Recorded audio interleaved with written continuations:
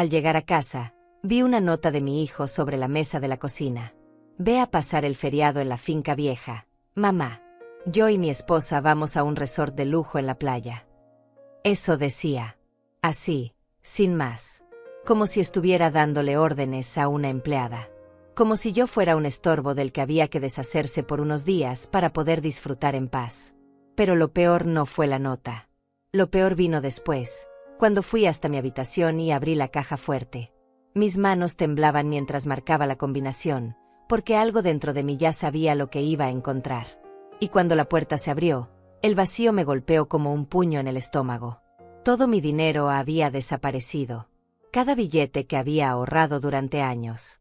Cada centavo que guardaba para emergencias, para mi vejez, para sentirme segura. Desaparecido. Robado por mi propio hijo Diego y esa víbora de su esposa Luisa para irse de vacaciones a un resort de lujo. Cuando esos tortolitos regresaron de su viaje, bronceados y felices, había una sorpresa esperándolos en la puerta de la casa. Una sorpresa que jamás olvidarán.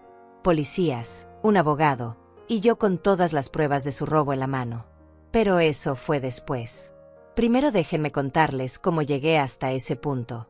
Mi nombre es Olivia Ortiz, tengo 68 años, y hoy voy a contarles la historia completa de cómo mi hijo me traicionó de la peor manera posible y cómo preparé mi venganza en silencio mientras ellos disfrutaban en la playa con mi dinero. Sé que muchos no entienden cómo una madre puede llegar a denunciar a su propio hijo. ¿Cómo puede romper ese lazo sagrado que se supone es inquebrantable? Pero cuando una es traicionada, robada, humillada y tratada como basura por la persona que crió con tanto sacrificio, ese lazo se pudre desde adentro. Y llega un momento en que o lo cortas tú, o te arrastra hasta destruirte por completo. Yo elegí cortarlo. Elegí salvarme. Y aunque el camino fue doloroso, aunque tuve que tragarme el orgullo y aceptar que mi propio hijo era un ladrón, hoy estoy aquí para decirles que fue la mejor decisión de mi vida. Pero volvamos al principio. A ese día maldito cuando todo explotó. Era un viernes por la tarde. Había salido a hacer unas compras al mercado, cosas básicas para la semana. Cuando regresé a casa, cargada con las bolsas, noté algo extraño. Un silencio demasiado pesado. Normalmente, aunque Diego y Luisa casi no me dirigían la palabra, siempre había ruido. La televisión encendida, música, conversaciones. Pero ese día, nada. La casa estaba vacía. Dejé las compras en la cocina y fue ahí donde vi la nota. Un papel común, con la letra descuidada de Diego. Ni siquiera se había molestado en decírmelo en persona. Simplemente dejó esa nota como si yo fuera una niña a quien se le dan instrucciones y ya. Ve a pasar el feriado en la finca vieja, mamá. La finca vieja. Así le decíamos a la pequeña propiedad en el campo que había pertenecido a mi madre. Un lugar humilde, sin lujos, a 2 horas de la ciudad. Diego sabía perfectamente que yo detestaba ir sola a ese lugar. Que me traía recuerdos dolorosos de cuando mi madre enfermó y tuve que cuidarla allí hasta sus últimos días. Pero a él no le importaba. A él solo le importaba deshacerse de mí para poder irse tranquilo con su esposa. Sentí la rabia subiéndome por la garganta, pero respiré hondo. Ya estaba acostumbrada al desprecio. A ser tratada como un mueble viejo en mi propia casa. Así que arrugué la nota, la tiré a la basura y decidí que iría a mi habitación a descansar un rato. Fue entonces cuando algo me hizo detenerme. Una corazonada. Un presentimiento horrible que me heló la sangre. Subí las escaleras casi corriendo y fui directo a mi habitación. Cerré la puerta con llave, aunque no había nadie más en la casa. Y caminé hacia el armario donde tenía escondida mi caja fuerte. No era gran cosa, una caja de seguridad mediana que había comprado años atrás, pero era mi seguridad. Ahí guardaba todo el dinero que había logrado ahorrar. Casi $15,000. Cada billete ganado con mi sudor, con años de trabajar limpiando casas ajenas, haciendo costuras, vendiendo comida los fines de semana. $15,000 que representaban mi única protección en este mundo. Marqué la combinación con dedos temblorosos. 6, 14, 28. La fecha de nacimiento de Diego. Qué irónica, ¿verdad? Protegí mis ahorros con la fecha del hombre que terminaría robándolos. La puerta se abrió con un clic suave. Y ahí estaba. El vacío absoluto. Ni un solo billete. Ni una moneda. Solo el forro de terciopelo rojo de la caja, burlándose de mí con su vacío obsceno. Mis piernas se doblaron y caí sentada en el suelo. No podía respirar. No podía pensar. Solo podía mirar ese espacio vacío y sentir cómo mi mundo se desmoronaba. Me habían robado. Mi propio hijo me había robado. Había entrado a mi habitación, había abierto mi caja fuerte y había vaciado hasta el último centavo para irse de vacaciones con su esposa. No lloré en ese momento. El shock era demasiado grande para las lágrimas. Solo me quedé ahí sentada en el piso de mi habitación, sosteniendo esa caja fuerte vacía, tratando de procesar la magnitud de la traición. ¿Cómo había abierto la caja? La respuesta era obvia y me dolió aún más. Yo, como la tonta que fui, le había dado la combinación hace años. Le dije que era por si algún día me pasaba algo, para que supiera dónde estaban mis ahorros. Para que pudiera usarlos en caso de emergencia. Jamás pensé que usaría esa información para robarme mientras estaba viva. Me levanté del piso con dificultad. Mis rodillas crujieron, mi espalda protestó, pero el dolor físico no era nada comparado con el desgarramiento que sentía en el pecho. Volví a bajar las escaleras como autómata y busqué la nota en la basura. La alicé sobre la mesa y la volví a leer, esta vez entendiendo el mensaje completo. Ve a pasar el feriado en la finca vieja, mamá. No era una sugerencia. Era una orden. Querían que me fuera. Necesitaban que estuviera lejos para poder disfrutar de su casa, de su espacio, de su vida, sin la presencia incómoda de la vieja estorbo. Y de paso, aprovecharían para gastarse mi dinero en un resort de lujo en la playa. Un resort de lujo. Con mi dinero. Mientras yo debería estar sola en esa finca vieja, probablemente sin calefacción decente, comiendo lo que hubiera, sintiéndome miserable y abandonada. Algo se rompió dentro de mí en ese momento. Algo que llevaba años agrietándose, soportando humillación tras humillación, falta de respeto tras falta de respeto. La paciencia infinita que había tenido con Diego, la comprensión, el perdón constante, todo eso se hizo pedazos como un cristal que finalmente recibe el golpe definitivo. Me senté en la mesa de la cocina y miré alrededor. Esta casa que era mía, que había comprado con el dinero del seguro de vida de mi difunto esposo. Esta casa donde los había recibido a ellos cuando Diego se casó con Luisa, porque no tenían donde vivir. Esta casa que mantuve, limpié, cuidé durante años mientras ellos vivían como reyes sin pagar un centavo de renta. Y así me pagaban. Robándome. Echándome. Tratándome como basura. No. Esta vez no. Esta vez no iba a tragarme el dolor y seguir adelante como si nada. Esta vez no iba a fingir que todo estaba bien cuando claramente todo estaba podrido hasta la raíz. Me quedé sentada en esa mesa de cocina durante horas, sintiendo como la rabia y el dolor se mezclaban dentro de mí formando algo nuevo. Algo frío y calculador que jamás había sentido antes. Porque verán, durante toda mi vida fui la mujer que aguantaba, que perdonaba, que se sacrificaba sin esperar nada a cambio. Fui la madre abnegada, la viuda fuerte, la abuela que algún día esperaba ser. Pero en ese momento, sentada frente a esa nota miserable y con mi caja fuerte vacía arriba, entendí algo fundamental. Entendí que toda esa bondad, todo ese sacrificio, toda esa paciencia infinita solo me había convertido en una víctima fácil para dos sanguijuelas que veían en mí nada más que una fuente de recursos a explotar. La tarde se convirtió en noche. Las sombras se alargaron en la cocina y yo seguía ahí, inmóvil, procesando, pensando, recordando cada señal que había ignorado, cada bandera roja que había decidido no ver porque era más cómodo creer que mi hijo aún me amaba, que aún le importaba aunque fuera un poco. Pero las señales siempre estuvieron ahí, claras como el agua.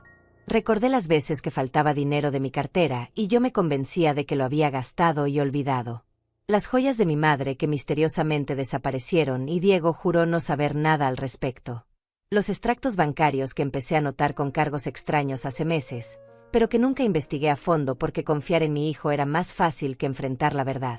La forma en que Luisa me miraba cuando creía que yo no la veía, con ese desprecio apenas disimulado, como si mi sola existencia le resultara ofensiva.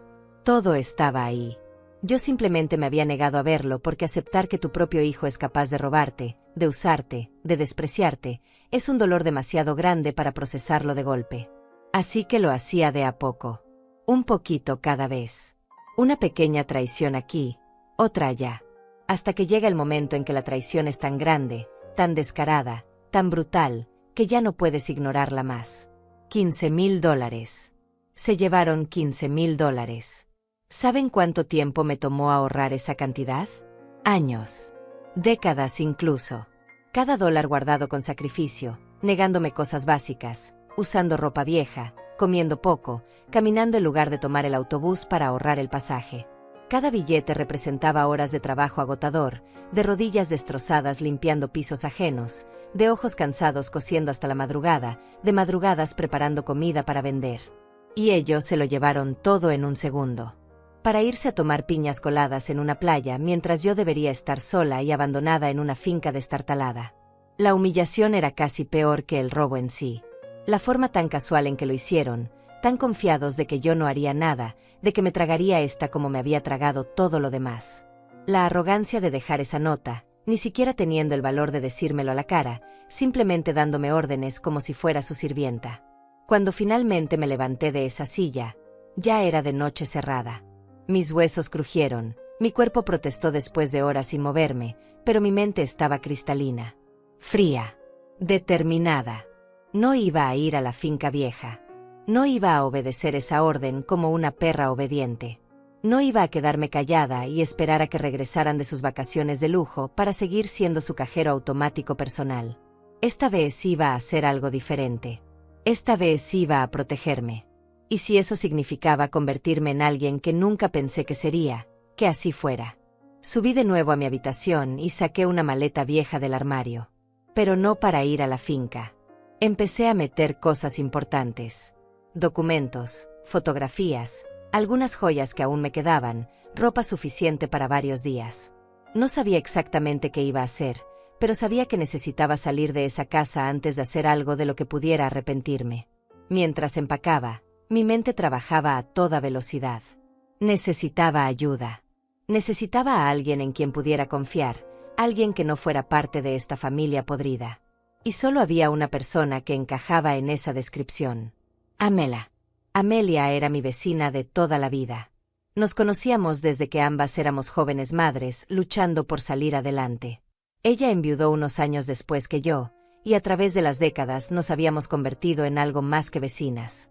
Éramos hermanas de vida, confidentes, el apoyo mutuo que necesitábamos en este mundo cruel. Pero incluso a Amelia le había ocultado la verdadera dimensión de lo mal que estaban las cosas en mi casa. Por orgullo, por vergüenza, por esa necesidad tonta de mantener las apariencias y pretender que todo estaba bien cuando claramente no lo estaba. Ya no más. El orgullo es un lujo que no podía permitirme. Terminé de empacar lo esencial, cerré la maleta y salí de mi habitación. Bajé las escaleras por última vez esa noche, apagué las luces y salí de la casa sin mirar atrás. Crucé el pequeño jardín que separaba nuestras propiedades y toqué a la puerta de Amelia. Ella abrió en camisón, con el cabello recogido en una trenza despeinada y los lentes de lectura colgando de una cadena en su cuello. Su expresión de sorpresa rápidamente se transformó en preocupación cuando vio mi cara y la maleta en mi mano. «Olivia, ¿qué pasó? ¿Estás bien?» No respondí.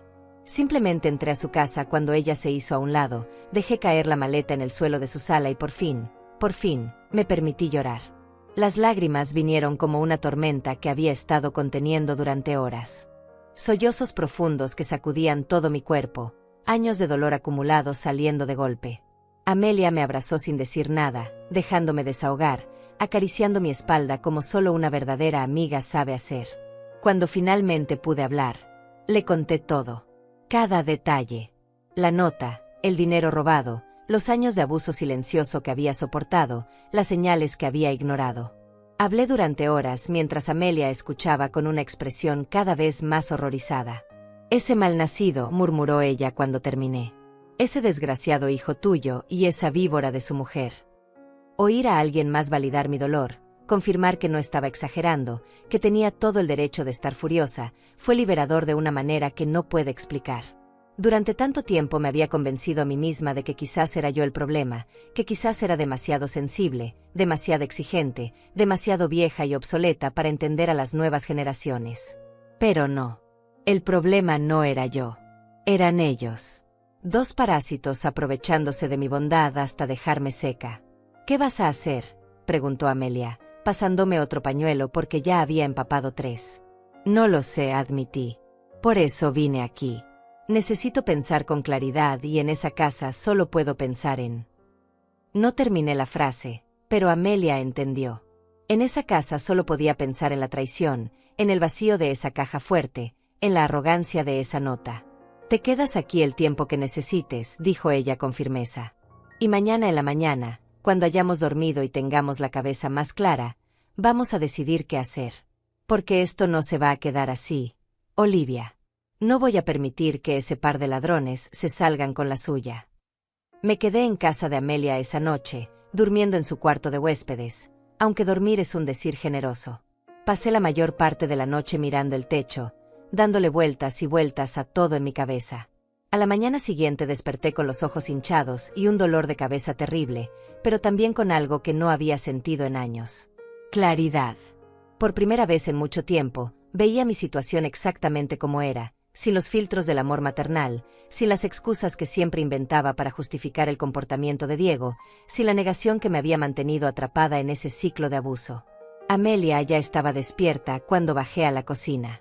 Había preparado café fuerte y pan tostado, y me recibió con un abrazo silencioso que me dio fuerzas para enfrentar el día. Necesitamos hacer un plan, dijo ella mientras me servía café. Porque intuyo que esto del dinero robado no es lo único que está pasando. Y tenía razón. Mientras desayunábamos, empecé a recordar y a conectar todos los puntos que había ignorado durante meses, quizás años. Las conversaciones que se cortaban abruptamente cuando yo entraba a una habitación. Las miradas cómplices entre Diego y Luisa que nunca entendí. Las veces que los escuché hablar en voz baja sobre planes y papeles que nunca me explicaron. Creo que esto viene de mucho antes, le dije a Amelia. Creo que han estado planeando algo más grande que solo robarme los ahorros. Amelia dejó su taza sobre la mesa con un golpe seco. Entonces necesitas pruebas. Evidencia concreta de todo lo que han hecho. Porque si vas a enfrentarlos, tienes que hacerlo con todo el peso de la ley de tu lado. Esas palabras fueron como un despertar. Tenía razón. No podía simplemente confrontarlos cuando regresaran del resort. Ellos negarían todo, me harían sentir loca, me convencerían de que yo había olvidado dónde puse el dinero, que estaba senil, confundida. Ya había visto ese patrón antes en situaciones menores. Diego tenía un talento especial para voltear las cosas y hacerme sentir culpable incluso cuando él era quien había hecho algo mal. ¿Pero cómo consigo pruebas?, pregunté, sintiendo que la determinación comenzaba a tambalear. ¿Tienes las llaves de tu propia casa? No. Amelia me miró con esos ojos inteligentes que siempre veían más allá de lo obvio. Ellos no saben que descubriste el robo. Probablemente piensan que estás obediente en la finca vieja. Tienes unos días, quizás una semana completa, para buscar en tu propia casa todo lo que necesites encontrar. La idea me aterraba y me energizaba al mismo tiempo. Registrar mi propia casa como si fuera una detective. Buscar pruebas contra mi propio hijo. Era doloroso solo de pensarlo, pero Amelia tenía razón. Era la única manera. Pasamos toda esa mañana planeando. Amelia, que había trabajado durante años como asistente legal antes de retirarse, sabía exactamente qué tipo de evidencia sería útil. Me hizo una lista de cosas que debía buscar. Extractos bancarios, documentos firmados, cualquier cosa que mostrara movimientos de dinero sospechosos. Correos electrónicos o mensajes impresos. Facturas de cosas que ellos habían comprado con mi dinero. Cualquier documento relacionado con la casa o mis propiedades. Y si encuentras algo que sugiera que están planeando internarte o quitarte la casa, eso es oro puro, agregó Amelia. Porque entonces no es solo robo. Es abuso de anciano, fraude, quizás hasta intento de apropiación indebida. Cada palabra que decía me dolía porque confirmaba mis peores sospechas. Pero también me daba poder. Conocimiento. Una ruta de acción clara. Esa tarde, armada con la lista de Amelia y mi determinación recién encontrada, regresé a mi casa. El camino desde la puerta de Amelia hasta la mía nunca me había parecido tan largo. Cada paso se sentía pesado, cargado de significado. Estaba cruzando una línea. Una vez que entrara a esa casa a buscar pruebas contra mi propio hijo, no habría vuelta atrás. Metí la llave en la cerradura y entré. La casa estaba exactamente como la había dejado. Silenciosa, vacía, llena de recuerdos que ahora me parecían envenenados. Cerré la puerta detrás de mí y me quedé parada en el recibidor, respirando hondo, preparándome mentalmente para lo que estaba a punto de hacer. Empecé por la habitación de Diego y Luisa. Siempre había respetado su privacidad, nunca entraba ahí sin tocar primero, pero ahora esas cortesías se habían acabado. Ellos habían violado mi espacio, habían entrado a mi habitación, habían abierto mi caja fuerte. Ya no les debía ningún tipo de consideración. La habitación estaba impecable. Demasiado impecable. La cama perfectamente tendida, todo en su lugar, como si quisieran dejar la imagen de orden perfecto antes de irse. Abrí el primer cajón de la cómoda de Luisa. Ropa interior, medias, nada importante. El segundo cajón, suéteres doblados con precisión militar. El tercero, ahí fue donde encontré el primer tesoro. Sobres. Muchos sobres. Y dentro, facturas. Facturas de restaurantes carísimos que nunca había visitado. Recibos de tiendas de ropa de marca que jamás podría pagar. Y lo más revelador, extractos de una tarjeta de crédito que no reconocí. Una tarjeta a nombre de Luisa, pero con un historial de gastos que hacían que se me revolviera el estómago. $12,000 en compras durante los últimos 6 meses. Joyas, ropa, zapatos, cenas, hoteles de fin de semana. Todo cargado a una tarjeta que, según descubrí al revisar más a fondo, tenía como aval mi casa. Mi casa. Habían usado mi propiedad como garantía para obtener una línea de crédito que usaban para vivir como ricos. Las manos me temblaban mientras fotografiaba cada documento con mi teléfono celular viejo. Amelia me había enseñado cómo hacerlo esa mañana, asegurándose de que las imágenes quedaran claras y legibles. Cada foto era una puñalada en el corazón, pero también una pieza más del rompecabezas que estaba armando. Seguí buscando. En el armario, detrás de las cajas de zapatos caros que seguramente habían comprado con dinero que no era suyo, encontré una carpeta. Una carpeta azul claro que contenía documentos que me helaron la sangre. Eran folletos de residencias para ancianos. Lugares baratos, de mala muerte, con nombres deprimentes y fotografías tristes de viejos abandonados en sillas de ruedas. Y pegado a uno de los folletos con un clip, había una nota escrita a mano por Luisa. Este es el más barato, solo $800 al mes. Una vez que esté ahí, podemos vender la casa sin problema. Tuve que sentarme en el piso. Las piernas no me sostenían. Ahí estaba, negro sobre blanco, la confirmación de mis peores miedos. No solo me estaban robando. Estaban planeando deshacerse de mí por completo. Encerrarme en algún asilo horrible y vender mi casa, la casa que compré con el seguro de vida de mi esposo, la casa donde había criado a Diego, donde cada rincón tenía un recuerdo de mi vida. Las lágrimas rodaban por mis mejillas mientras fotografiaba esos documentos. Pero estas lágrimas eran diferentes a las de la noche anterior. No eran lágrimas de tristeza pura. Eran lágrimas de rabia. De una furia tan profunda que me quemaba por dentro. Seguí registrando la habitación con manos temblorosas pero determinadas. Encontré más cosas. Recibos del resort de playa donde estaban ahora mismo, disfrutando.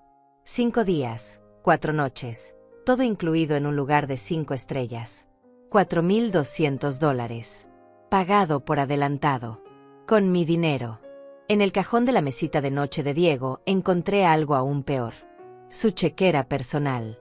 La abrí y revisé los talones de los cheques ya usados. Y ahí estaba, negro sobre blanco, la evidencia de más robos. Cheques hechos a su nombre, con cantidades que coincidían exactamente con retiros misteriosos que había notado en mi cuenta bancaria meses atrás. Había sido él. Durante meses, quizás más de un año, Diego había estado haciendo cheques a su nombre desde mi cuenta. Pequeñas cantidades al principio, 200 aquí, 300 allá. Nada tan grande como para que yo lo notara inmediatamente, pero suficiente como para que, sumado, representara miles de dólares robados. Mi propio hijo. El niño que cargué en mi vientre. El bebé que amamanté. El niño que consolé en sus pesadillas. El adolescente cuyos estudios pagué trabajando doble turno. Ese mismo ser humano me había estado robando sistemáticamente, viéndome a los ojos cada día, sabiendo perfectamente lo que estaba haciendo. Fotografié cada cheque, cada recibo, cada documento comprometedor. Mis dedos se movían con precisión mecánica mientras mi cerebro procesaba la magnitud de la traición. Cuando terminé con la habitación de ellos, tenía más de 70 fotografías en mi teléfono. 70 pruebas de robo, fraude y conspiración contra mí. Pero no había terminado. Amelia me había dicho que buscara en todas partes, y eso iba a hacer. Bajé a la sala y me dirigí al pequeño estudio donde Diego supuestamente trabajaba desde casa. Nunca me había permitido entrar ahí. Decía que necesitaba su privacidad, su espacio sagrado para concentrarse. Qué irónico que usara esa excusa cuando él no respetaba ninguno de mis espacios. La puerta estaba cerrada con llave, pero yo tenía un juego maestro de todas las llaves de la casa. Abrí y entré a lo que resultó ser el centro de operaciones de su traición. La computadora estaba apagada, pero sobre el escritorio había una pila de papeles que me llamó la atención inmediatamente. Los tomé con manos temblorosas y empecé a revisarlos. Eran documentos legales, formularios de transferencia de propiedad, borradores de poderes notariales. Y lo peor de todo, una tasación reciente de mi casa. Mi casa valía $280,000 según ese documento. Y alguien, presumiblemente Diego, había estado investigando cuánto tardaría en venderse, qué porcentaje se llevaría un agente inmobiliario, cuánto quedaría neto después de impuestos. Había hojas con cálculos escritos a mano. Números que revelaban planes meticulosos. Mamá en residencia, 800 al mes, 12 años aproximadamente hasta los 80, total $115,000. Sobran $165,000 para nosotros. Me calculaban la vida. Le ponían precio a cuánto tiempo viviría y cuánto les costaría mantenerme encerrada en un asilo mientras ellos disfrutaban del dinero de mi casa. 12 años. Me daban 12 años más de vida, como si fueran generosos al considerarlo. El dolor en mi pecho era físico. Una presión terrible que me dificultaba respirar. Me senté en la silla del escritorio de Diego y dejé que las lágrimas cayeran libremente sobre esos papeles malditos. ¿Cómo había llegado a este punto? ¿En qué momento el bebé que había traído al mundo se había convertido en este monstruo calculador que veía a su propia madre como un obstáculo financiero a remover? Pero no tenía tiempo para lamentarme. Fotografié todo. Cada cálculo cruel, cada documento legal, cada evidencia de sus planes. Luego seguí buscando. En uno de los cajones del escritorio encontré una libreta. La abrí y casi deseé no haberlo hecho. Era como leer el diario de un psicópata. Páginas y páginas de notas sobre mí, sobre mis rutinas, mis horarios, mis contactos, sobre mi salud, anotaciones de cada vez que mencionaba algún dolor o molestia, y comentarios al margen que me helaron el alma. Mamá olvidó dónde puso las llaves otra vez. Podemos usar eso. Se quejó de mareos esta mañana. Buena señal de deterioro. Amelia vino a visitarla. Tenemos que limitar ese contacto. Estaban documentando cada pequeño lapsus de memoria normal de una persona de mi edad como si fuera evidencia de senilidad. Estaban construyendo un caso para declararme incapaz. Para quitarme mi autonomía, mis derechos, mi libertad. La rabia que sentí en ese momento superó todo el dolor. Era una furia blanca, pura, que me quemaba desde adentro. ¿Así que querían jugar sucio? ¿Querían usar la ley y la manipulación para destruirme? Pues bien, dos podían jugar ese juego. Y yo tenía algo que ellos subestimaban completamente. Tenía la verdad de mi lado. Y ahora, tenía pruebas. Pasé horas en ese estudio, revisando cada papel, cada carpeta, cada rincón. Encontré más evidencia de gastos excesivos. Más recibos de cosas que habían comprado a mis espaldas. Incluso encontré mensajes impresos entre Diego y Luisa, conversaciones donde hablaban de mí con un desprecio que me partió el alma. Tu madre es tan ingenua, ni siquiera revisa los extractos bancarios. Es increíble lo fácil que es manipularla. No podemos esperar mucho más, ya está vieja, podría morirse antes de que podamos sacar provecho real. Sacar provecho. Esas eran las palabras que usaban. Como si yo fuera una inversión, un recurso a explotar antes de que perdiera todo su valor. Cuando finalmente salí de ese estudio, eran casi las 7 de la tarde. Había pasado todo el día en mi propia casa, sintiéndome como una intrusa, descubriendo horrores que nunca imaginé posibles. Mi teléfono estaba lleno de fotografías. Tenía evidencia suficiente para hundirlos, para demostrar cada robo, cada mentira, cada plan malicioso. Regresé a casa de Amelia con los hombros caídos, pero con un archivo digital que valía oro. Ella me esperaba ansiosa, y cuando le mostré todo lo que había encontrado, su rostro pasó por una gama de emociones que iban desde el shock hasta la indignación absoluta. «Esto es suficiente», dijo después de revisar las fotografías durante casi una hora. «Esto es más que suficiente para un caso criminal. Olivia, lo que te han hecho no es solo moralmente repugnante, es ilegal en múltiples niveles». Esa noche, Amelia hizo algunas llamadas. Tenía contactos de sus años trabajando en el bufete de abogados. A la mañana siguiente, teníamos una cita con un abogado especializado en casos de abuso de ancianos y fraude familiar. El abogado se llamaba Carlos Mendoza, un hombre de unos 50 años con cabello gris en las sienes y una expresión seria que inspiraba confianza. Nos recibió en su oficina un martes por la mañana, y durante 3 horas le mostré todo. Cada fotografía, cada documento, cada evidencia del robo sistemático y los planes de mis propios familiares contra mí. Carlos Mendoza no mostraba muchas emociones mientras revisaba el material, pero cuando terminamos, se recostó en su silla y soltó un suspiro largo. «Señora Ortiz», dijo finalmente, «en mis 25 años ejerciendo, he visto muchos casos de abuso familiar. Pero este es particularmente cruel. Y particularmente sólido desde el punto de vista legal». «¿Qué significa eso?», pregunté, mi voz apenas un susurro. «Significa que tiene un caso criminal muy fuerte. Robo, fraude, apropiación indebida, conspiración para cometer fraude. Podría incluso argumentarse intento de secuestro si logramos probar que planeaban internarla contra su voluntad. Su hijo y su nuera podrían enfrentar cargos penales serios». Escuchar esas palabras dichas en voz alta por un profesional hizo que todo se volviera real de una manera que me asustó. Una cosa era estar furiosa y querer justicia en la privacidad de mi dolor.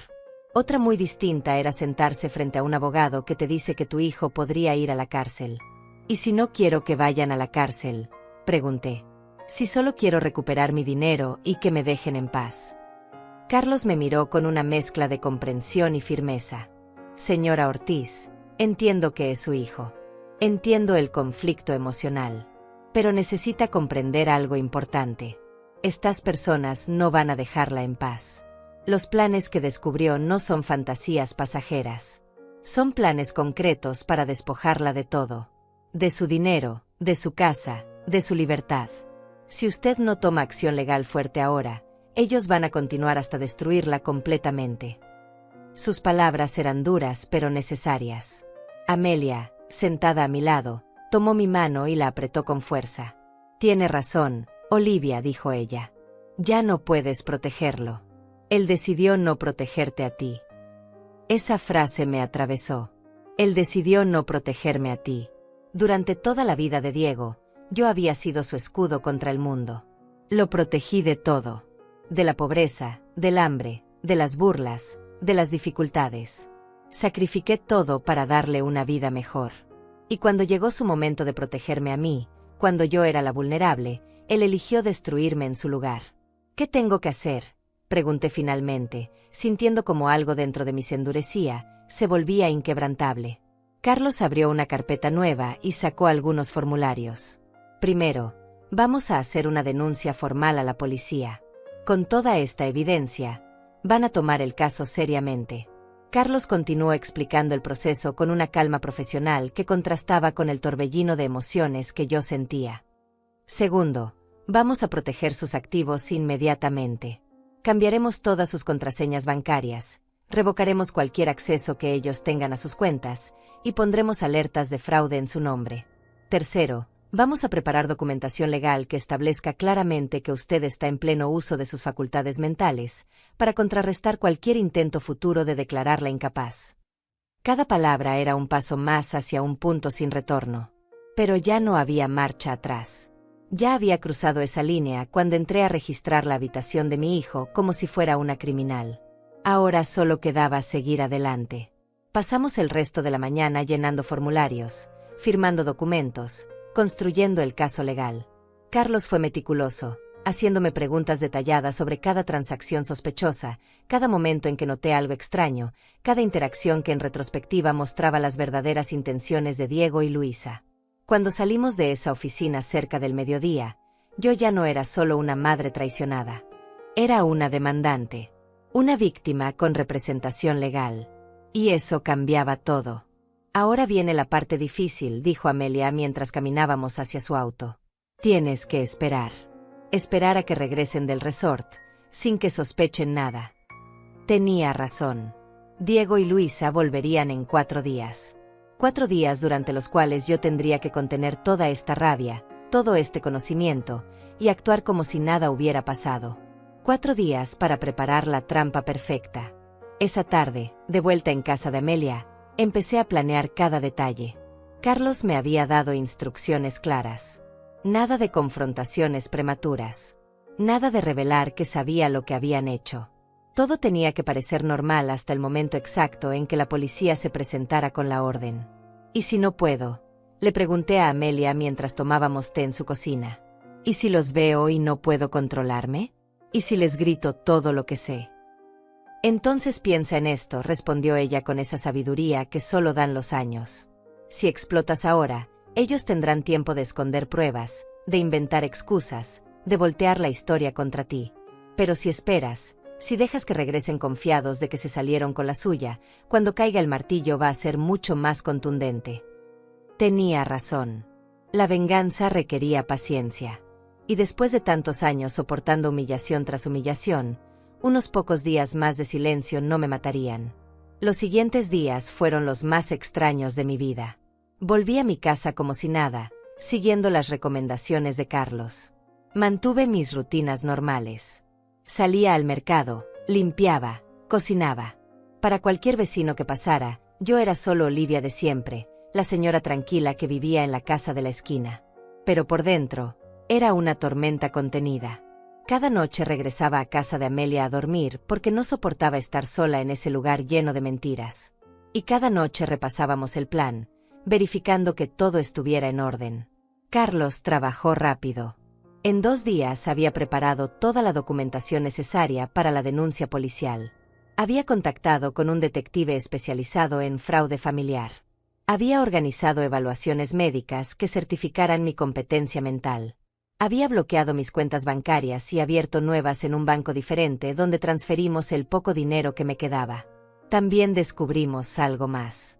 Revisando mis extractos bancarios de los últimos 2 años con lupa, Carlos encontró retiros y transferencias sospechosas que sumaban mucho más que los $15,000 que robaron del cofre. En total, Diego y Luisa me habían robado cerca de $35,000 durante los últimos 18 meses. $35,000. Casi todo lo que había ahorrado durante mi vida adulta entera. Se lo habían llevado poco a poco, pensando que yo era demasiado tonta o demasiado vieja para darme cuenta. El jueves por la noche, un día antes de que Diego y Luisa regresaran, recibí una llamada de Carlos. Todo está listo, señora Ortiz. Mañana por la tarde, cuando ellos lleguen a la casa, habrá 2 oficiales de policía y yo esperándolos. Tenemos la orden judicial. Tenemos la documentación completa del caso. Lo único que necesito de usted es que esté ahí. ¿Tengo que estar ahí?, pregunté, sintiendo que el estómago se me revolvía. Es su derecho, y francamente, es importante. Ellos necesitan ver que usted no está siendo manipulada, que esto es su decisión, que usted está en control. En control. Qué concepto tan extraño después de tantos años, sintiéndome completamente sin control sobre mi propia vida. Esa última noche antes del día D, como Amelia lo llamaba, apenas pude dormir. Me quedé despierta mirando el techo, pensando en todo lo que había pasado para llegar hasta este punto. Pensando en el Diego niño que corría hacia mí con los brazos abiertos cuando lo recogía del colegio. En el Diego adolescente que me abrazaba y me decía que era la mejor mamá del mundo. En el Diego adulto que me miraba con desprecio y me robaba mientras dormía. ¿En qué momento se había roto? ¿En qué momento mi hijo se había convertido en este extraño cruel que veía en mí solo una fuente de recursos a explotar? No tenía respuestas. Solo tenía dolor y una determinación férrea de no dejarme destruir. El viernes amaneció gris y frío. Amelia me preparó un desayuno que apenas pude tocar. Mis manos temblaban mientras intentaba llevarme la taza de café a los labios. Va a estar bien, me decía Amelia una y otra vez. Van a recibir lo que merecen. A las 2 de la tarde, Carlos llegó a casa de Amelia para recogerme. Veníamos en su auto. 2 patrullas nos seguirían discretamente. El plan era simple. Yo esperaría en mi casa con Carlos y los oficiales. Cuando Diego y Luisa llegaran, los oficiales se identificarían y procederían con la denuncia formal y el interrogatorio. El camino a mi casa fue corto, pero se sintió eterno.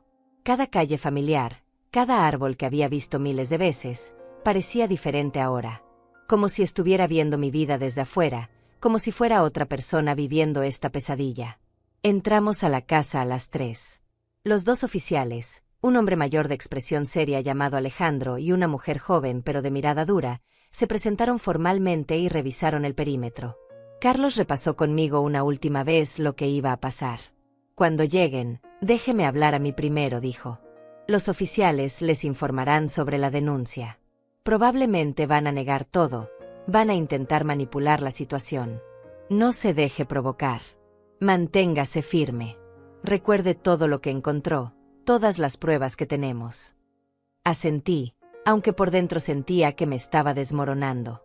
Me senté en el sofá de mi propia sala, flanqueada por extraños que estaban ahí para protegerme de mi propia familia. Qué triste era todo esto. A las 4:30 escuchamos un auto detenerse frente a la casa. Mi corazón empezó a latir tan fuerte que pensé que todos podían escucharlo.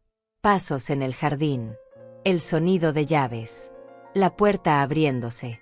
Y ahí estaban. Diego y Luisa entraron a la casa cargando maletas, con la piel bronceada y sonrisas relajadas en sus rostros. Sonrisas que se congelaron instantáneamente cuando vieron la escena frente a ellos. ¿Qué? Diego dejó caer su maleta. Sus ojos iban de mí a los oficiales a Carlos, tratando de procesar lo que estaba viendo. Luisa fue más rápida en reaccionar. Su expresión cambió de shock a furia en segundos. ¿Qué está pasando aquí? ¿Quiénes son estas personas?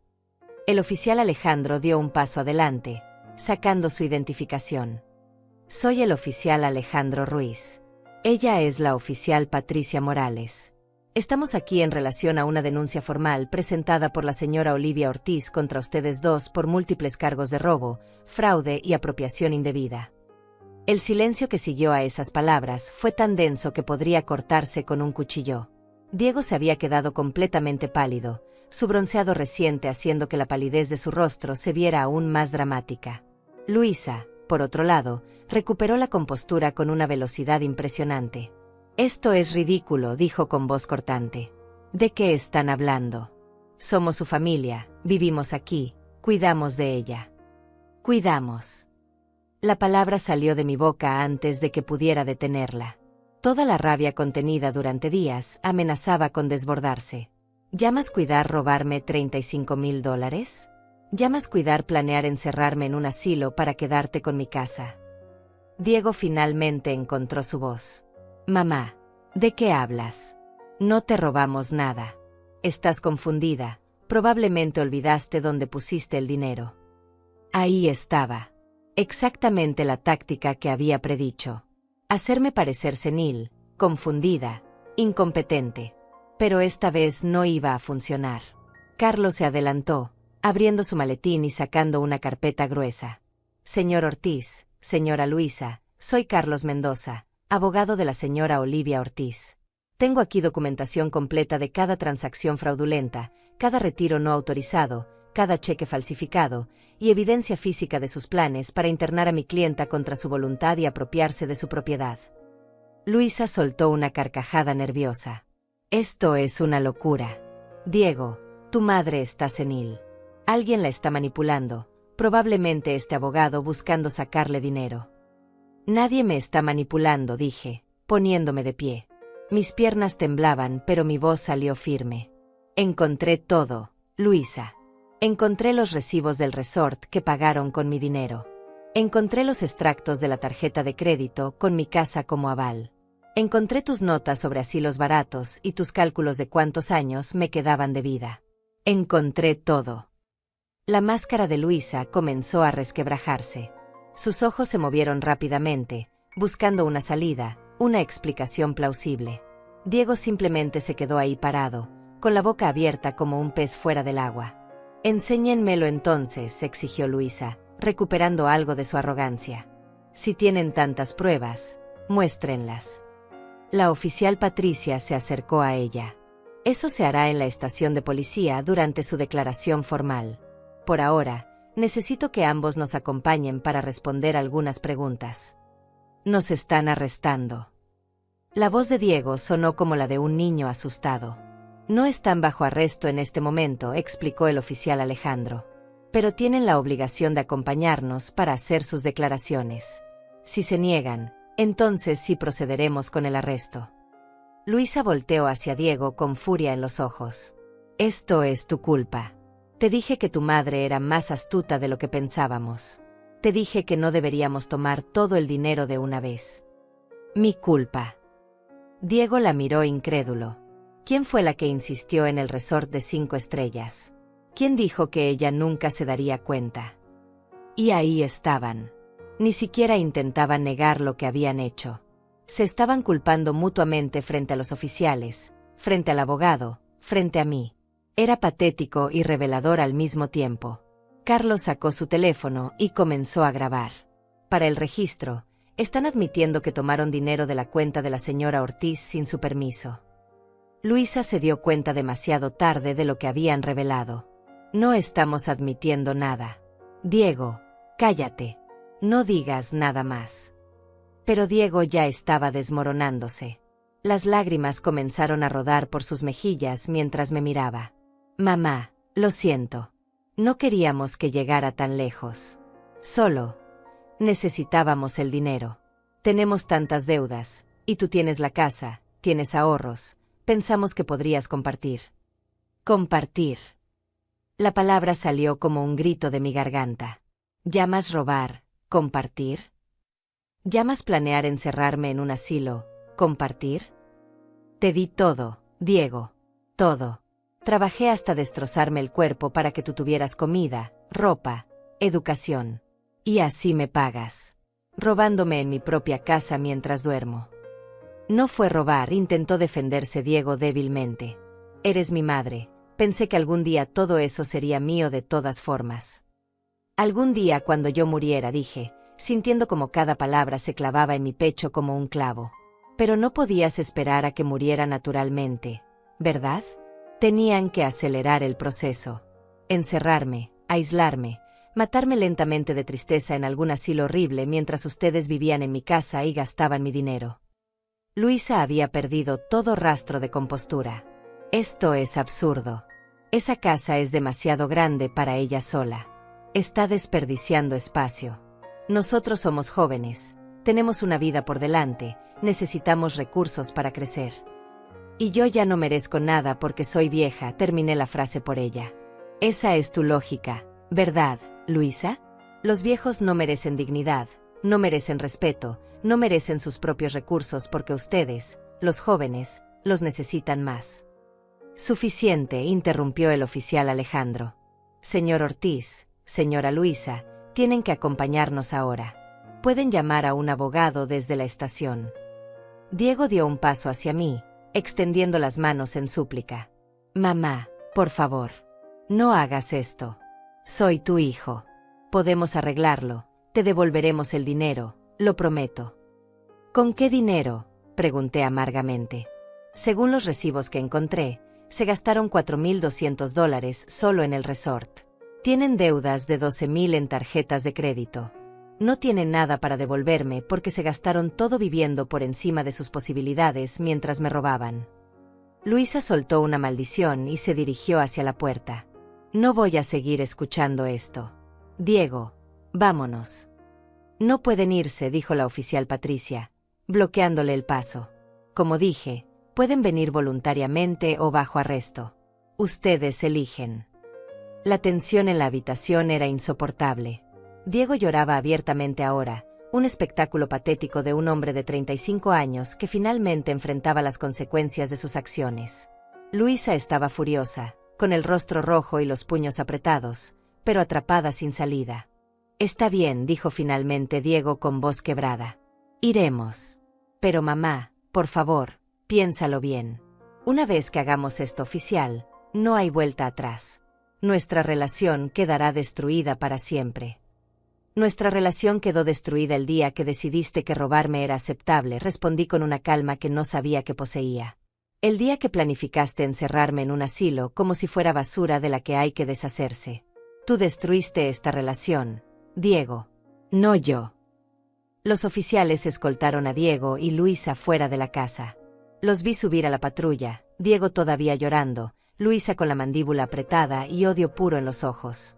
Mientras el auto de policía se alejaba, sentí que mis piernas finalmente cedían. Carlos me sostuvo del brazo y me ayudó a sentarme de nuevo en el sofá. Lo hizo muy bien, señora Ortiz. Sé que fue difícil, pero lo hizo perfecto. Sus admisiones fueron grabadas. Todo está documentado. ¿Y ahora qué pasa?, pregunté, sintiendo de repente un cansancio abrumador. Ahora van a ser interrogados formalmente. Con toda la evidencia que tenemos y sus propias admisiones, lo más probable es que el fiscal presente cargos criminales. Podrían enfrentar entre 2 y 5 años de prisión por fraude y robo agravado, más las restituciones que tendrán que pagarle. 5 años. Mi hijo podría pasar 5 años en prisión por lo que me hizo. Debería sentir satisfacción, justicia, pero lo único que sentía era un vacío profundo. ¿Se arrepiente?, preguntó Carlos suavemente, leyendo mi expresión. No, respondí después de un momento. No me arrepiento de denunciarlos. Me arrepiento de que fuera necesario. Me arrepiento de haber criado a un hijo capaz de esto. Pero no me arrepiento de protegerme. Carlos asintió con comprensión. Es una distinción importante. Y para el registro, hizo lo correcto. Si no hubiera actuado, ellos habrían continuado hasta dejarla sin nada. Los días que siguieron fueron un borrón de declaraciones policiales, reuniones con Carlos y evaluaciones médicas. El fiscal asignado al caso, un hombre eficiente llamado José Ramírez, revisó toda la evidencia y confirmó lo que Carlos había predicho. Los cargos serían múltiples y serios. Robo agravado, fraude, apropiación indebida, falsificación de documentos y abuso financiero de un adulto mayor. Cada cargo llevaba su propia sentencia potencial.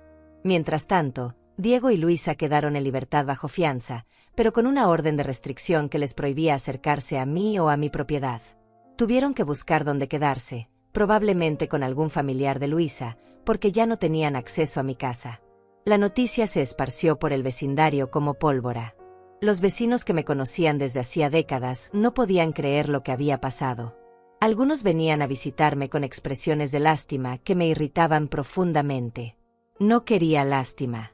Otros, como Amelia, me mostraban un respeto renovado, una admiración por haber tenido el coraje de defender mis derechos incluso contra mi propia sangre. Pero no todo era apoyo. Algunas personas, especialmente las más tradicionales, me criticaban abiertamente. ¿Cómo puede una madre hacer eso a su hijo? La familia es sagrada, deberías perdonar. Los está destruyendo por dinero, ¡qué vergüenza! Cada comentario era una puñalada, pero ya había aprendido a endurecer mi corazón. Esas personas no sabían nada de lo que había vivido. No sabían lo que era descubrir que tu propio hijo te había estado robando sistemáticamente. No sabían lo que era leer con tus propios ojos cómo calculaban cuánto tiempo te quedaba de vida para poder quedarse con tus bienes. Una semana después de la denuncia, recibí una llamada de un número desconocido. Dudé antes de contestar, pero algo me hizo responder. Mamá. Era Diego. Su voz sonaba ronca, destrozada. No deberías estar llamándome, dije inmediatamente. Hay una orden de restricción. Lo sé, pero necesito hablar contigo. Por favor. Solo 5 minutos. Debí colgar. Era lo correcto, lo legal. Pero una parte de mí, esa parte maternal que nunca muere completamente sin importar cuánto te hieran, necesitaba escuchar qué tenía que decir. 5 minutos, accedí. Mamá, lo siento mucho. Sé que no es suficiente, sé que no arregla nada, pero necesitaba que lo supieras. Me odio por lo que te hice. No sé en qué me convertí. Luisa y yo, nos hundimos en deudas, y en lugar de ser honestos contigo, en lugar de pedirte ayuda, decidimos tomar lo que queríamos. Fue cobarde y cruel y lo siento. Esperé que continuara, sin decir nada. Luisa me dejó, continuó Diego después de un silencio. Cuando vio que no había forma de salir de esto, que íbamos a enfrentar cargos criminales, simplemente hizo sus maletas y se fue. Pidió el divorcio. Dijo que ella no iba a arruinar su vida por mi culpa, que yo fui quien tuvo la idea de robar de la caja fuerte. Por supuesto que lo hizo. Luisa era una rata abandonando un barco que se hunde. Había visto eso venir desde el principio. Perdí todo, mamá. A Luisa, la casa, mi trabajo se enteró del escándalo y me despidieron. No tengo dinero para un buen abogado. El defensor público dice que con toda la evidencia que tienen, lo mejor es declararnos culpables y negociar una sentencia reducida. ¿Y quieres que yo te ayude?, pregunté, incrédula. Después de todo lo que me hiciste, ¿llamas para pedirme ayuda? No, respondió rápidamente. No te estoy pidiendo ayuda. Solo quería que supieras que lo siento. Que entiendo por qué hiciste lo que hiciste. Y que no te culpo. Merezco todo lo que me está pasando. Las lágrimas comenzaron a rodar por mis mejillas. Oír a mi hijo, mi bebé, admitir su culpa de esa manera me partía el alma de una forma diferente a todo el dolor anterior. Ojalá las cosas hubieran sido diferentes, dije finalmente. Ojalá me hubieras pedido ayuda cuando la necesitabas en lugar de robarme. Ojalá me hubieras tratado como tu madre en lugar de como un obstáculo. Pero no lo hiciste. Y ahora ambos tenemos que vivir con las consecuencias de tus decisiones. Lo sé, susurró Diego. Solo quería que supieras que lo siento. ¿Y qué parte de mí entiende que hiciste lo que tenías que hacer para protegerte? Colgué el teléfono sin decir adiós. Me quedé sentada en el sofá, sosteniendo el teléfono en mi regazo, llorando por el hijo que había perdido. Porque incluso con su disculpa, incluso con su arrepentimiento aparente, sabía que nuestra relación estaba muerta. No había forma de reconstruir la confianza que se había roto tan completamente. El juicio fue rápido. Como el defensor público había predicho, tanto Diego como Luisa se declararon culpables a cambio de sentencias reducidas. Diego recibió 3 años de prisión con posibilidad de libertad condicional después de 2. Luisa, quien argumentó que había sido coaccionada por Diego, recibió 2 años de libertad condicional y servicio comunitario, además de la obligación de pagar su parte de la restitución. La restitución. El juez ordenó que me pagaran los $35,000 que habían robado, más daños e intereses, totalizando $42,000. El problema era que ninguno de los dos tenía ese dinero. Diego iría a prisión sin un centavo. Luisa tendría que trabajar durante años para pagar su parte mientras vivía prácticamente la pobreza bajo supervisión judicial. La ironía era amarga. Habían destruido sus vidas intentando robar mi dinero, y al final no solo no se quedaron con nada, sino que quedaron endeudados y destruidos. No fui al juicio el día de la sentencia. No podía. No podía ver a mi hijo parado frente a un juez, siendo sentenciado a prisión. Carlos me representó y me mantuvo informada de todo. Cuando me llamó para darme la noticia de las sentencias, me encontró llorando en casa de Amelia. ¿Se arrepiente de haberlo denunciado?, preguntó Amelia, abrazándome. No, respondí entre sollozos. Me arrepiento de que fuera necesario. Me arrepiento de haber criado a alguien capaz de hacerme lo que me hizo. Pero no me arrepiento de haberme protegido. Si no lo hubiera denunciado, ahora estaría encerrada en algún asilo horrible mientras ellos vivían en mi casa. Al menos así recuperé mi vida, mi dignidad, mi libertad. Y era verdad. Porque mientras Diego enfrentaba su sentencia y Luisa lidiaba con las consecuencias de sus acciones, yo estaba reconstruyendo mi vida. Carlos me había ayudado a asegurar todas mis finanzas. Cambié todos los códigos, todas las contraseñas, reorganicé mis cuentas bancarias de manera que nadie más que yo tuviera acceso. También tomé una decisión importante. No quería seguir viviendo en esa casa. Cada rincón me recordaba la traición, el dolor, los años de abuso silencioso que había soportado. Necesitaba un nuevo comienzo. Le conté mi decisión a Amelia una tarde mientras tomábamos café en su jardín. Quiero vender la casa, dije. Quiero empezar de nuevo en algún lugar donde nadie me conozca, donde no tenga que ver las miradas de lástima o juicio de los vecinos. Donde pueda ser solo Olivia, no la señora que denunció a su hijo. Amelia me miró con tristeza pero comprensión. Te voy a extrañar terriblemente, pero entiendo. Después de todo lo que pasaste, mereces paz. ¿Tienes idea de dónde quieres ir? La costa, respondí, sorprendiéndome a mí misma con la claridad de mi decisión. Siempre quise vivir cerca del mar. Toda mi vida trabajé y me sacrifiqué por otros. Ahora quiero hacer algo solo por mí. Algo que me haga feliz. Esa misma semana contacté a un agente inmobiliario. Le expliqué que necesitaba vender rápido. La casa estaba en buen estado, en una zona deseable. Él me aseguró que no sería problema encontrar compradores. Tenía razón.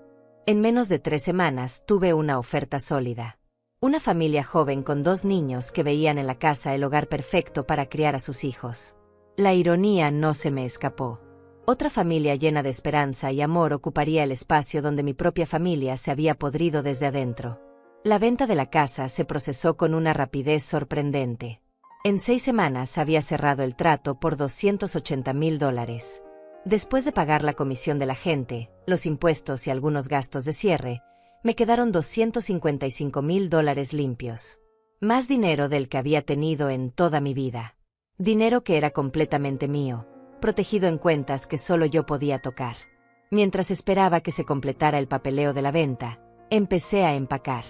Fue un proceso doloroso y liberador al mismo tiempo. Cada objeto que guardaba en una caja traía recuerdos. Algunos buenos, la mayoría ahora envenenados por la traición. Las fotos de Diego niño me hacían llorar.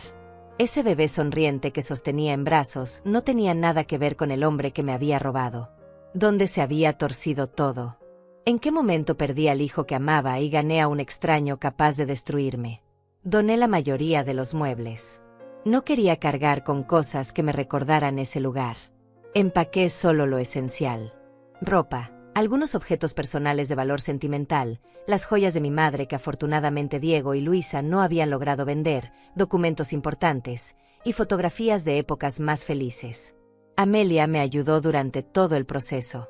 Lloramos juntas mientras empacábamos, recordando décadas de amistad, de vivir una al lado de la otra, de ser el apoyo mutuo en los momentos difíciles.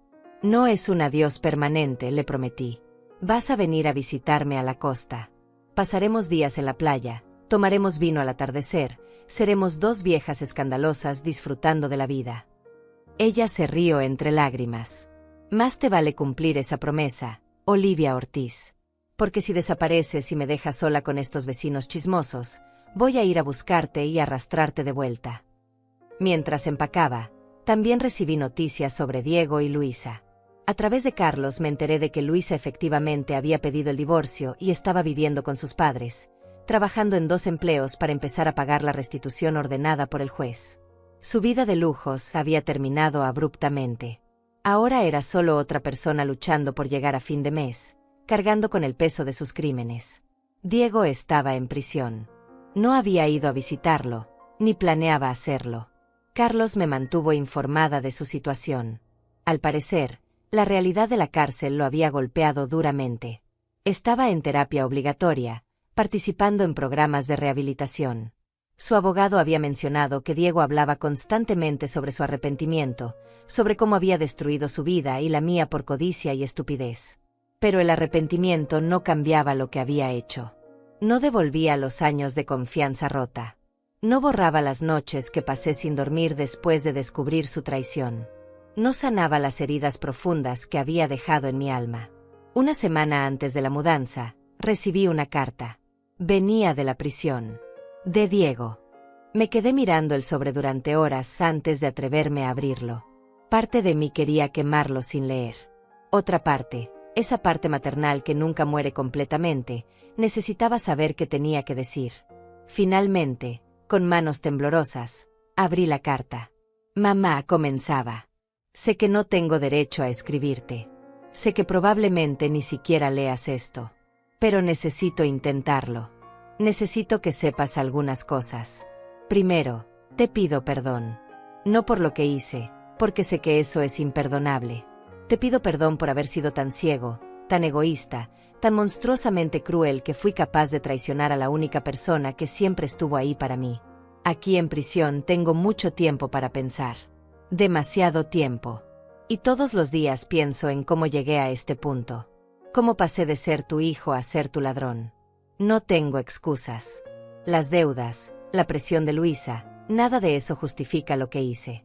La verdad es que me volví un hombre débil y cobarde. En lugar de enfrentar mis problemas, en lugar de pedirte ayuda como un adulto responsable, decidí que era más fácil robarte. Me convencí de que algún día todo eso sería mío de todas formas. Así que ¿qué importaba tomarlo ahora? Pero importaba. Importaba porque era tu seguridad, tu tranquilidad, el resultado de décadas de sacrificio. Importaba porque era tu derecho decidir qué hacer con tu propio dinero. Importaba porque yo no era un hijo cuidando de su madre, sino un parásito destruyendo a su anfitrión. Supe que vendiste la casa. No te culpo. Yo también querría alejarme de todos los recuerdos dolorosos. Espero que donde sea que vayas, encuentres paz. Espero que puedas reconstruir una vida donde no tengas que preocuparte de que alguien te traicione o te robe. No te estoy pidiendo que me perdones. No merezco tu perdón. Solo quiero que sepas que tenías razón en todo. Tenías razón en denunciarme. Tenías razón en protegerte. Tenías razón en elegirte a ti misma cuando yo había elegido destruirte. Si algún día, dentro de muchos años, cuando salga de aquí y haya logrado reconstruir algo de mi vida, si algún día quisieras hablar conmigo, estaré aquí, esperando. Pero si nunca quieres volver a verme, también lo entenderé. Es tu derecho. Es lo menos que merezco.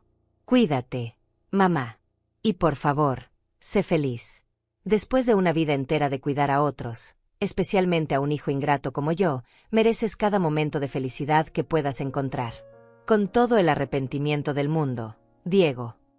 Terminé de leer la carta con lágrimas corriendo por mi rostro. No eran lágrimas de perdón o reconciliación. Eran lágrimas por lo que pudo haber sido y nunca sería. Por la relación madre-hijo que había muerto el día que él decidió que robarme era aceptable. Doblé la carta cuidadosamente y la guardé en una caja con otras cosas de Diego que no podía tirar pero tampoco quería ver regularmente. Algún día, quizás en años, podría releerla.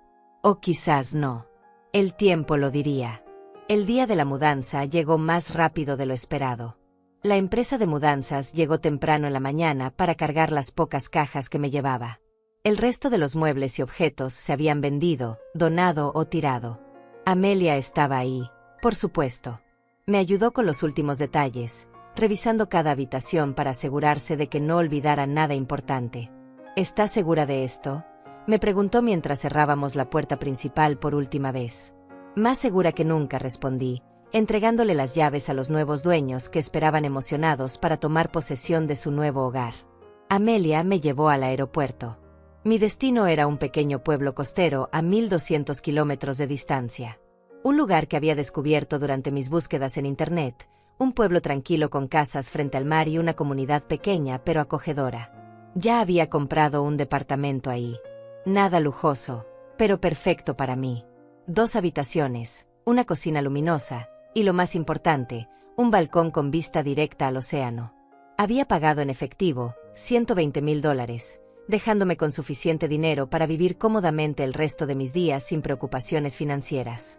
En el aeropuerto, Amelia y yo nos abrazamos durante largos minutos, ninguna queriendo soltar a la otra. «Llámame cuando llegues», dijo ella, secándose las lágrimas. «Y cada día después de eso si es necesario. No creas que te vas a librar de mí tan fácilmente». «No querría librarme de ti nunca», respondí, apretando sus manos. «Eres mi hermana de vida, Amelia. Nada va a cambiar eso». El vuelo fue tranquilo. Pasé las 3 horas mirando por la ventana, viendo cómo el paisaje cambiaba debajo de mí. Cada kilómetro que me alejaba de mi antigua vida se sentía como un peso menos sobre mis hombros. Cuando el avión aterrizó y salí al aire cálido y salado de la costa, sentí algo que no había sentido en años. Esperanza. La esperanza de que tal vez, solo tal vez, los últimos capítulos de mi vida podrían ser diferentes. Podrían ser míos. Tomé un taxi hasta mi nuevo departamento. El conductor era un hombre mayor y hablador que me contó sobre el pueblo, sobre los mejores lugares para comer, sobre la comunidad de jubilados que se reunía cada semana en el centro comunitario. «¿Viene a retirarse aquí?», preguntó con una sonrisa amable. «Algo así», respondí. «Vengo a empezar de nuevo». Él asintió como si entendiera perfectamente. «Muchos vienen aquí por eso». Este pueblo tiene algo especial. Te da espacio para sanar. Cuando llegamos al edificio y vi el océano extendiéndose infinito frente a mí, supe que había tomado la decisión correcta. Los primeros días en mi nuevo departamento fueron de ajuste. Desempacar las pocas pertenencias que había traído, organizar los muebles nuevos que había comprado, acostumbrarme a los sonidos diferentes. Ya no escuchaba el tráfico constante de la ciudad, sino el ritmo eterno de las olas rompiendo contra la costa. Ya no tenía vecinos ruidosos al otro lado de la pared, sino el canto de las gaviotas y el susurro del viento marino. Cada mañana me despertaba temprano, preparaba café y salía al balcón a ver el amanecer sobre el océano. Era un ritual simple, pero me llenaba de una paz que no había conocido en décadas. No había nadie exigiéndome nada. No había nadie planeando robarme o usarme. Solo estaba yo, el mar, y un futuro completamente abierto. Poco a poco fui integrándome a la comunidad local. El pueblo era pequeño, apenas 5.000 habitantes, la mayoría jubilados o personas que habían elegido una vida más tranquila lejos de las grandes ciudades. Había una panadería a 2 cuadras donde compraba pan fresco cada mañana. La dueña, una mujer llamada Catalina de aproximadamente mi edad, pronto se volvió amiga. «¿Eres nueva aquí, verdad?», me preguntó el tercer día que entré a su panadería. «Sí», respondí. «Acabo de mudarme hace una semana». «Bienvenida entonces», dijo con una sonrisa genuina. «Aquí somos una comunidad pequeña pero unida. Si necesitas algo, solo pregunta». Esa calidez, esa disposición a aceptarme sin hacer preguntas sobre mi pasado, era exactamente lo que necesitaba. Nadie aquí sabía sobre Diego, sobre el robo, sobre la denuncia. Para ellos yo era simplemente Olivia, una señora que había decidido pasar sus años dorados junto al mar. Me uní al grupo de jubilados que se reunía cada miércoles en el centro comunitario. Jugábamos cartas, compartíamos comidas, contábamos historias. Algunos hablaban de sus hijos y nietos con orgullo. Yo escuchaba y sonreía, pero nunca mencionaba a Diego. Cuando me preguntaban sobre mi familia, simplemente decía que estaba sola, y nadie presionaba más. Una tarde, sentada en el malecón viendo el atardecer, conocí a Julieta. Era una mujer de unos 70 años, con cabello completamente blanco y ojos brillantes llenos de vida. Se sentó a mi lado sin pedir permiso y empezó a hablar como si fuéramos viejas amigas. «Los atardeceres aquí nunca dejan de sorprenderme», dijo, señalando el cielo teñido de naranjas y rosas. «Llevo 10 años viviendo en este pueblo y cada uno es diferente». «Es hermoso», concordé. «Viniste huyendo de algo, ¿verdad?», preguntó de repente, mirándome directamente a los ojos. La pregunta me tomó por sorpresa. «¿Por qué dices eso?». «Porque todos los que llegan aquí están huyendo de algo», respondió con una sonrisa triste. «Yo huí de un matrimonio abusivo que duró 40 años. Mi vecino Juan huyó de hijos que solo lo buscaban por dinero. La señora del apartamento de arriba huyó de una ciudad donde todos la juzgaban por divorciarse a los 60. Este pueblo está lleno de refugiados, Olivia. Personas que decidieron que merecían paz aunque eso significara dejar atrás todo lo conocido». Sus palabras me golpearon profundamente. No estaba sola en mi historia. No era la única que había tenido que tomar decisiones difíciles para protegerse. «Mi hijo me robó», dije de repente, sorprendiéndome a mí misma con la confesión. «Y lo denuncié a la policía. Por eso estoy aquí». Julieta asintió como si no fuera nada extraordinario. «¿Te arrepientes?» «De denunciarlo, no. De que fuera necesario, sí».